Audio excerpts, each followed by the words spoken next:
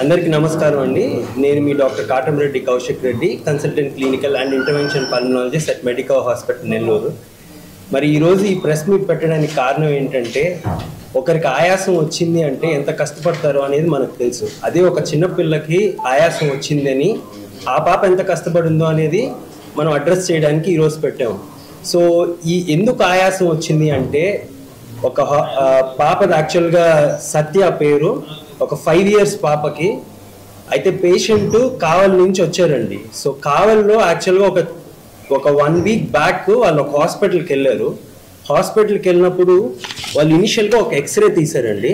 ఆ ఎక్స్రే ఇది okay.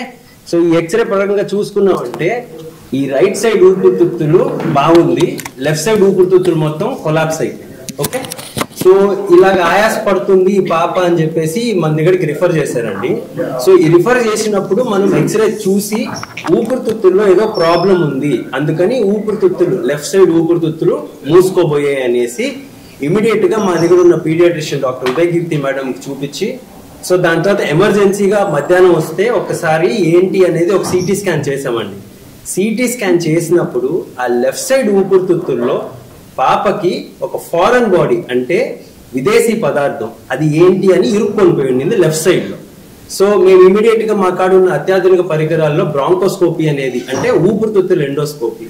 So ఈ ఊపిరితిత్తుల ఎండోస్కోపీ పీడియాట్రిక్ బ్రాంకోస్కోపీ అంటాము. సో ఈ పీడియాట్రిక్ బ్రాంకోస్కోపీ వేసి ఊపిరితిత్తుల్ని చూసామండి. చూసినప్పుడు అక్కడ ఫారెన్ బాడీ కనిపించింది. అంటే లెఫ్ట్ సైడ్ మెయిన్ బ్రాంకస్ అంటే మెయిన్ ఊపిరితిత్తులు లెఫ్ట్ సైడ్ కి పోయే మెయిన్ గొట్టంలో ఆ ఫారెన్ బాడీ ఇరుక్కొని ఉండింది.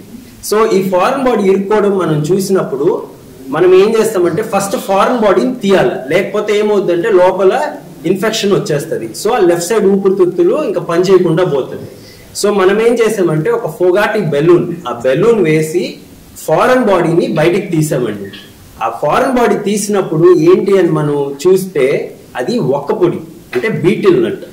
అది ఏమైంటది అనుకొని మనము క్రాస్ చెక్ చేసినప్పుడు వాళ్ళ నాన్నగారికి ఒక్క పొడి వేసుకునే అలవాటు ఉంది. సో పాప ఒక్క పొడి మింగేసి అది బై మిస్టేక్ అది పొట్టలోకి పోకుండా ఊపిరితిత్తులకు వెళ్ళిపోయింది. దాన్ని మా భాషను ఏమంటాం అంటే ఆస్పిరేషన్ అంటాం. సో ఈ ఫారెన్ బాడీస్ అనేది అత్య ఇంపార్టెంట్, ఒక ఎమర్జెన్సీగా మనం చూడాల్సిన పరిస్థితి. సమ్ టైమ్స్ ఏమవుతుందంటే 2 ఊపిరితిత్తులు బ్లాక్ అయిపోయినప్పుడు కొలాప్స్ అయిపోతారంటే డెత్ గానీ అవ్వచ్చు. ఎందుకంటే మెయిన్ గా ఒక్కొక్కరికి ఆయాసం అనేది చాలా ఇంపార్టెంట్, అది అడ్రస్ చేయాల్సిన విషయం.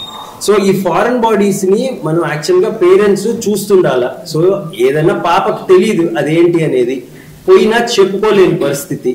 సో పేరెంట్స్ కి తెలీదు, యాక్చువల్ గా వాళ్ళ అమ్మ నాన్నకి ఐడియానే లేదు ఇట్లా ఫారెన్ బాడీ లోపల ఉంది అనేది. ఓకే, మనం డయాగ్నోస్ చేసిన వెంటనే వాళ్ళకి అర్థమైంది ఓకే ఇది ప్రాబ్లం అనేసి.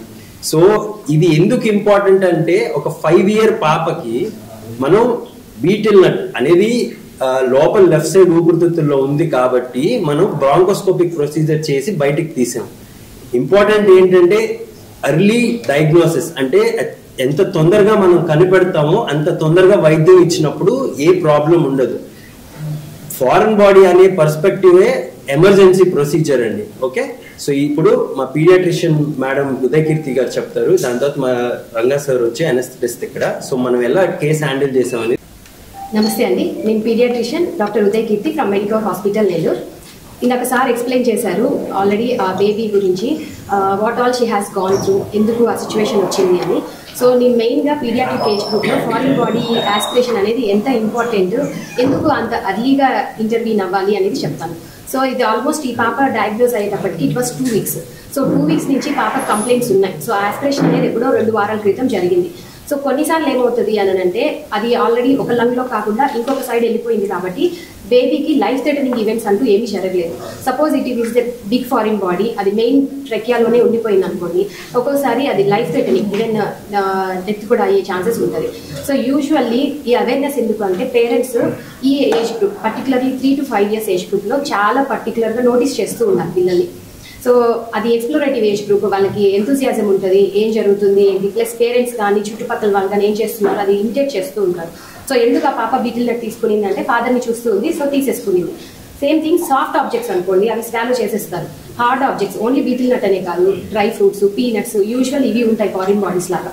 సో అవి యాస్పిరేట్ చేసుకుంటారు, అది శ్వాస గొట్టంలోకి వెళ్ళిపోద్ది అనమాట. మనకి పొట్టలోకి వెళ్ళాల్సిన గొట్టంలో కాకుండా శ్వాస గొట్టంలోకి వెళ్ళి ఇలాంటి సిచ్యువేషన్స్ వస్తాయి. సో అలా వచ్చినప్పుడు ఏం జరుగుతుంది అంటే పిల్లలకి సడన్ గా చోకింగ్ ఎపిసోడ్ లాగా వస్తుంది, పట్టేసుకుంటారు గొంతు, విపరీతంగా కాఫ్ చేస్తారు. అంటే ఎందుకు చేస్తున్నారు, ఇప్పటి వరకు ఏదో నెమ్ముండి జలుబు ఉండి దగ్గు అలా కాదు, ఉన్నట్టుండి నార్మల్గా ఆడుకుంటున్న పాప బేబీ దగ్గడము. సో ఇలాంటివి ఐడెంటిఫై చేసుకోవాలి, పేరెంట్స్ గమనించుకుంటూ ఉండాలి. ఏదన్నా అబ్నార్మల్గా అనిపించింది అనుకోండి, ఫస్ట్ ఇమీడియట్గా పీడియాట్రిషియన్ కన్సల్ట్ అయ్యి ప్రైమరీ ఇన్వెస్టిగేషన్స్ చేయించుకోవాలి. ఇప్పుడు ఈ పాప విషయంలో కూడా ఎక్స్రే చూసాం, ఎక్స్రే చూస్తే నార్మల్గా చూసాం అనుకోండి ఏం తెలుస్తుంది, ఓకే నెమ్ము ఉంది అని అనిపిస్తుంది, దానికి మందులు పెడతారు. సో యూజువల్గా జరిగింది అదే పాప విషయంలో కూడా. బట్ దెన్ రెస్పాన్స్ ఉండదు ట్రీట్మెంట్కి, మనకి ఇన్ని రోజులైనా కానీ ట్రీట్మెంట్కి రెస్పాన్స్ అనేది ఉంది. సో ఓన్లీ వన్ ఇన్వెస్టిగేషనే మనకి దీన్ని గైడ్ చేస్తుంది, ఏంటి అంటే బ్రాంకోస్కోపీ. ఈ బ్రాంకోస్కోపీలో కూడా ఫ్లెక్సిబుల్ బ్రాంకోస్కోపీ, రిజిడ్ బ్రాంకోస్కోపీ ఉంటుంది. సో మనకి ఇక్కడ ఫ్లెక్సిబుల్ ఉంది, రిజిడ్ బ్రాంకోస్కోపీ ఉంది. సో పీడియాట్రిక్ ఏజ్ గ్రూప్లో flexible is much more easy to perform. Short జిఏలో చేసేయచ్చు, 5 to 10 minutes ప్రొసీజర్. సో ఇలాంటివి అంటే అర్లీగా ఇంటర్వ్యూ చేయడం వల్ల ఏమవుతుందంటే ఇది చూడండి లంగ్ ఎక్స్పాన్షన్ నార్మల్గా వచ్చేసింది, ఒక్కోసారి కొన్నిసార్లు మంత్స్ కూడా అయిపోతుంది. సో వన్స్ డ్యామేజ్ అయిపోతే ఆ లంగ్ని కొలాప్స్ అయిపోతే రీఇన్ఫ్లేట్ చేయడం అది కష్టం అవుతుంది. So just for the awareness purpose parents be careful about children particularly this age group. So మీకు ఏదైనా అబ్నార్మల్గా సైన్స్ ఉన్నాయి అని అంటే నెగ్లెక్ట్ చేయకుండా ఇమీడియట్గా కన్సల్ట్ అయ్యి అప్రోచ్ అవ్వాలి. Thank you. ఈ సత్య అనే 5 years చిన్న పాపకి ఆయాసం చాలా ఎక్కువగా ఉంది అని మన ఎమర్జెన్సీకి వచ్చినప్పుడు డాక్టర్ కౌశిక్, మన పీడియాట్రిషియన్ కీర్తి వీళ్ళిద్దరూ చూసి ఎమర్జెన్సీగా చేయాలి అని ఆపరేషన్ థియేటర్కి ఆఫ్టర్నూన్గా షిఫ్ట్ చేశారు. పాపని ఎగ్జామిన్ చేస్తే చాలా బ్రెత్లెస్గా ఉంది, అంటే చాలా ఆయాసంగా ఉంది, ఊపిరి తీసుకునే వేగం చాలా ఎక్కువగా ఉంది, బ్లడ్లో ఆక్సిజన్ లెవెల్స్ కూడా తక్కువగా ఉన్నాయి. కానీ ఇంకా ఈ పాపకి ఎమర్జెన్సీగా మనం చేయాలి అని సో అప్పటికప్పుడే వితౌట్ ఎనీ డిలే మనం ప్రొసీజర్ చేయడానికి ఆపరేషన్ థియేటర్ లోపలికి తీసుకెళ్ళాము. సో మామూలుగా ఇంత చిన్న పిల్లలకి ఎమర్జెన్సీగా అంటే ప్రీ ఆపరేటివ్గా మనం ఏ ప్రిపరేషన్ లేకుండా ఎమర్జెన్సీగా తీసుకోవడం అనేది ఛాలెంజింగ్. దట్టు ఈ మనం అనస్థీషియా ఇచ్చేదంతా శ్వాసనాళం ద్వారానే ఇస్తాం, అంటే ట్రకియా, బ్రాంకై, ప్రధానమైన శ్వాసనాళాల ద్వారానే మనం అనస్థీషియా ఇస్తాం. అందులోనే ప్రొసీజర్ చేయాల్సి వస్తుంది, అంటే ఒక 2 hours ప్రొసీజర్ చేయాల్సి రావడం అంటప్పుడు వాళ్ళకి అనస్థీషియా ఇవ్వడం అనేది చాలా ఛాలెంజింగ్. సో కానీ మనము మన హాస్పిటల్లో మనకు ఉండేటటువంటి high class world class equipment వల్ల anaesthesia work stations, so ventilators, other equipment, bronchoscopes ఇవన్నీ ఉండడం వల్ల సక్సెస్ఫుల్గా ఏ ప్రాబ్లము లేకుండా ఈ పాపకి ప్రధానమైన శ్వాసనాళంలో ఉండే ఆ ఫారిన్ బాడీ, అంటే ఆర్గానిక్ ఫారిన్ బాడీ అంటారు, అంటే foreign body which is related to food, so దాన్ని మనం సక్సెస్ఫుల్గా రిమూవ్ చేయగలిగాము. ఆపరేషన్ అయిన తర్వాత కూడా ఈ పాపని ఒక 12 to 54 hours ఐసీయూలోనే పెట్టుకున్నాము. ఐసీయూలో కూడా బాగా కేర్ ఇచ్చి సక్సెస్ఫుల్గా ఆ పాపకి డిశ్చార్జ్ చేయగలిగాము. ఇప్పుడు ఈ పాపకి మనము అంత స్పీడ్గా మనం ఇంటర్వ్యూన్ అయ్యి ప్రొసీజర్ చేసి ఫారిన్ బాడీని రిమూవ్ చేయకుండా ఉంటే అది పాప ప్రాణాపాయం వరకు వెళ్ళిపోయి ఉండేది, అందులో డౌటే లేదు. మనము మెడికవర్ హాస్పిటల్ నెల్లూరులో పాప ఎమర్జెన్సీకి వచ్చిన తర్వాత ఏమాత్రం ఆలస్యం లేకుండా చాలా వేగంగా ఎమర్జెన్సీగా సక్సెస్ఫుల్గా ఈ ప్రొసీజర్ చేయగలిగాం. అంతేకాకుండా మనం ఈ హాస్పిటల్లో వీళ్ళ యొక్క ఫైనాన్షియల్ స్టేటస్ని కూడా దృష్టిలో పెట్టుకొని వీళ్ళకి ఛార్జెస్ అన్నీ కూడా తక్కువలో మనం చేసాము. ఇలాంటివి చేయాలి అంటే యూజువల్గా పెద్ద సిటీస్కి వెళ్ళాలి, చాలా కాస్ట్తో కూడుకున్నది. కానీ మనం ఇక్కడ వాళ్ళ ఫైనాన్షియల్ స్టేటస్ని దృష్టిలో పెట్టుకొని మనం చాలా తక్కువగా వాళ్ళకి అఫోర్డబుల్ ప్రైస్లోనే మనం సక్సెస్ఫుల్గా చేసాము. So hospital Medicover hospital Nellore మేనేజ్మెంట్కి ఈ విషయంలో మేము కూడా చాలా కృతజ్ఞతలు. అడల్ట్స్ కూడా రావచ్చు సార్.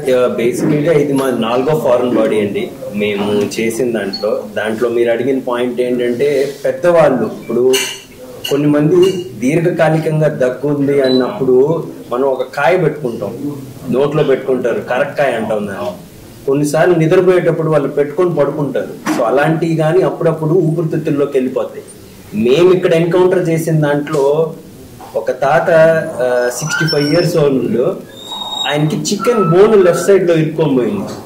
ఓకే, సో ఇలాంటివి పెద్దవాళ్ళకి కానీ జరుగుతాయండి. కానీ ఏమవుతుందంటే కొన్నిసార్లు డెంటల్ ఇంప్లాంట్స్ ఉంటాం, మనం ఈ పళ్ళ సెట్టింగ్ పెట్టుకుంటాం, అవి కానీ లోపలికి వెళ్ళిపోతుంటాయి.